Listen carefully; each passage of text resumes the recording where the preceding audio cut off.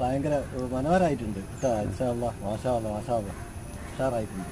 ഇതുണ്ടല്ലേ കൂട്ടുണ്ടില്ലേ, നല്ല പഴുപ്പിക്കുന്നു, നല്ല ബുഷായിട്ടുണ്ട്. ഇല്ല ഇത് കാണുന്നത് വല്ലാത്തൊരു മനസ്സിന് വല്ലാത്തൊരു നിർവൃതിയ. അതാണ് ഉണ്ടായി കാണല്ലേ. അതാണ് നമ്മളെ കാതറാക്കാൻ്റെ സ്നേഹിതനാണ്. എന്താ പാട്? ഇഷ്ടമല്ലേ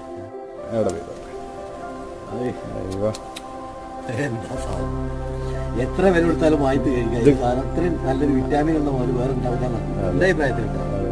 അതിന്റെ